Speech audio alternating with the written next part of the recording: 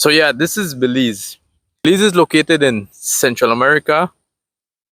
Central America is in between North America, the two continents, North and South America. People confuse Central America and think it's a continent. It's not. It's located in North America, and then right under North America, you have South America, obviously, and Belize is the Belize is the only English-speaking country in Central America, and is also part of the Caribbean. You know, linked to Jamaica, Dominican Republic, yes, Dominican Republic, Haiti, Saint Lucia, Barbados, a whole lot of islands in the Caribbean. But Belize is the only non-island country. Belize has about 420,000 people. Could have a little more, could have a little less. Its size, I forget the size, but the size, I'm gonna put it over here. Size of of Belize. It's a really small country. When I say it's small, it's a really small country. It's a bit bigger than El Salvador, but the population is way less. So you know the advantage of that. Also, it's a melting pot when it comes to its culture. We have uh, we have black people, white people, yellow people, brown people. You know, like the song "Red and Yellow, Black and White." Uh, some of the cultures, you know, like said, African heritage, Maya heritage. It's like said, it's a whole culture combined together and forms Belize. It's really amazing, you know, because if I switch from my English and I start that Creole, a whole different perspective. You might not, you would not understand it because it has a bit of African. So it has a bit of African mix with English. One of those two, I'm gonna, yeah, and people adapted to it. So you have the Creole. We call it the Creole.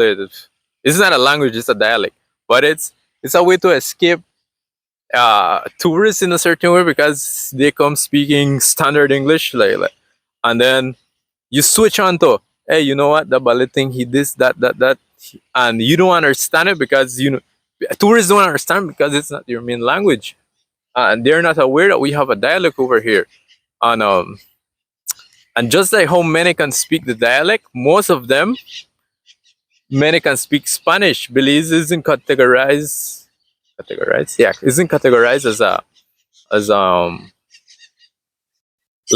Latinos, as you can say, but we have a lot of Spanish speakers over here. Even black people here in Belize can speak very fluent in English, in Spanish. I mean, they would just switch from sometimes the English and directly go into the. Sí, mi nombre es Carlos Javier y soy de Belice. Uh, Mi nombre es tal y tal, vivo en tal y tal. Tengo tantos años. And they totally switch, and you're amazed. Many people get amazed. I mean, it's nothing new to learn a new language, but especially by your culture, your color. But I'm saying it in a certain way, it's impressive the way they handle the Spanish, the R, the double R, the L, and so on. The sun already out. Should I switch? Let me switch to this. Yeah, but like I said, some switch to the R, some switch to the Enya. Enya is from Pina and stuff like that. And yeah, many of the saying descendants of Africans are the Garinago. Are those people speak a language called the Garifuna, and I don't understand it much because you know it's a culture that they stick to. I haven't heard of them teaching it much, but at some point, if you stick around them, you have high chances of learning it and understanding it. But you know, it's not like that easy because sometimes they just kate gurusulu wewe and I know gurusulum is soursop, kate is what, wewe is stick, Uh, Buiti Binafis, good morning. Uh, it's it's kind of complicated to learn in a certain wave, but yeah. But yeah, like I was saying, Belize is a total mixture of cultures, beliefs, a lot of beliefs, uh, religion. We all they all believe in God, but it's not like one follow Jesus Christ and like a whole other topic. But yeah, you guys can clearly see where I come from. I'm a mestizo. I'm the mixture of maybe Maya descendant. I'm a Maya descendant. Maybe mixed with a with British or Spaniard. You know, the Spaniards. It's a mix. I'm a descendant. You know, it's way from back maybe three, four, five generations, and you know it comes like that. Uh, I might have Honduran blood, Guatemalan blood, Mexican blood. Uh, it's a like I said, it's a whole mixture, but it's pretty awesome if I'm being honest. And people tend to underestimate Belize. The currency of Belize is uh, two Belizean dollar is equal to one US. So it's not very off if I'm being like compared to the inflation with other countries. You know the rate. I mean the rate is insane. Here it's still a lot because it's 50%. But yeah, uh, here many of them try to. Many people are trying to adopt the American system to plant. The Mennonites, yeah, I forgot to mention Mennonites are part of the Belizean country, the community, but they have established their own camps. A certain group live over here, some over here, some directly just entertain or do mechanic stuff when it comes to tractors, building, repairing. Some only would, I would assume, vehicles. Some only agriculture. Some would be seeds, and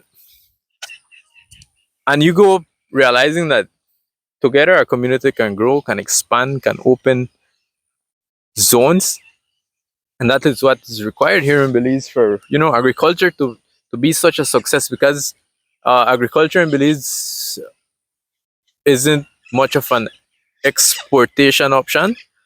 Here, everything is, the majority is just whatever is produced is just for the consumption of the people. We don't have much exportation except for bananas. Back then, it was oranges and some papayas, if I'm not mistaken. Uh, People, whatever is like said, whatever is produced is highly and quickly consumed in the country, which is good. Don't get me wrong. But if Belize would only open doors to exportation, you know, it would have a downside to it, because then more land would be used more for more deforestation. So in a way, you can't complain of the fact that Belize isn't expanding in that way. But in a way, you want to, but you don't want to. We have a tractor, like said, we have a tractor. We should be getting equipment in a couple of time, and after that, the business will get serious, because this is you can see the parrot behind me. That is planned to have a business dealt with agriculture, with planting, with watering, fertilizing. It's all a system, but in the end, it's sort of worth it. And yeah, like I said, Belize is a great country, beautiful, beautiful country, and I honestly appreciate it. I love it. I don't intend ever of leaving my country, because the peace you find here is just different. Maybe people might say you don't have a vision if you don't try to leave your country. No, I feel I can make it over here in my country, because it has a lot of open doors. Like I said, the population isn't a lot. The the competition isn't like that, like compared to other smaller countries or bigger countries with way more population. And everything requires hard work, but in the end it just might be worth it if God spares life, if it's his grace. But it can be done. I don't know, 4 or 5 years old when my father started with agriculture. Well, since he was small, he has done that. But yeah, I remember after classes he would just take me to, for example, here the cabbage that needs a bit of cleaning, my grandfather's cabbage. Uh, I will I would do some of that. It wasn't hard labor, but it teaches you discipline in a certain way. And a benefit of doing hard labor, this is one thing I've learned. Your mentality changes on giving up, or surpassing your limits. Right? You don't give up. You surpass your limits, and the patience is there at times. The frustration is there at times, but you overcome it. It's like a step, little by little. You go overcoming that problem, and experience. You gain a lot of experience, and overall, this is of my experience. Overall, you gain a lot of strength, like raw strength. You can be, I don't know, skinny, but you do a lot of camp work, field work. You gain a supernatural strength in a certain way. Maybe it's because of the constant strain that you put your body on. At times, you're just bending. You're bending over, leaning, and you feel the strength, the strain on your hamstrings. Yeah, on your hamstrings. And or when you're harvesting onions or tomatoes, you lift two buckets at once. Then the onions, it's packed by sacks of 50 pounds, so 50.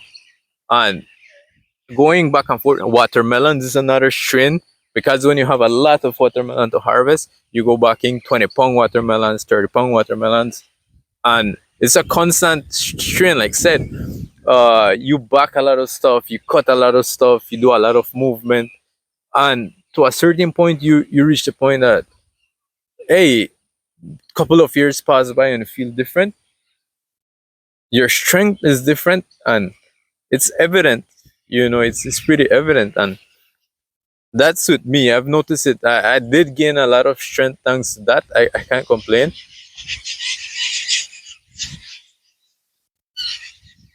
Can't hear the birds, but yeah. So, like I said, uh,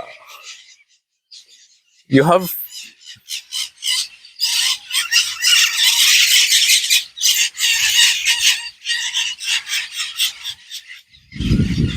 you have certain benefits of doing field work and whatsoever, but there's always downsides to everything. But in everything in this life, whatever you do, you have good sides, bad sides. You just gotta live with it. There's a solution for everything except death, quoted by Cristiano Ronaldo.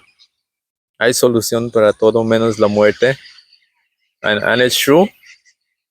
So if it's your dream or whatever, pursue it. That's what I'm doing. I'm really trying to, with my father, if God's your life, if everything goes good, we're gonna try and establish something here in agriculture. Wait, I don't plan to intend to do this my entire life. I mean, uh, come on, but you can start from somewhere. Uh, the more you study, the more you open your eyes, the more knowledge you attain. You don't have to exactly be school knowledge. I mean, you can read a lot, but I'm saying an experience, losing, falling, getting back up. It is all part of the process. So it is it is what it is. So like I said, uh, I assume this is a new section of learning while farming. I think I'm gonna do that. A new section of learning while farming. Uh, yeah, talking about certain topics. I mean, I can. Yeah, I think I'm gonna do that.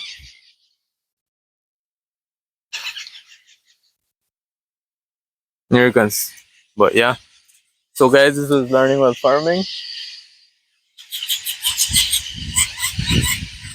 Oh yeah, guys, this is learning while farming, and this is another section, another episode. And until next time, I'm gonna do this more often. So yeah, until next time.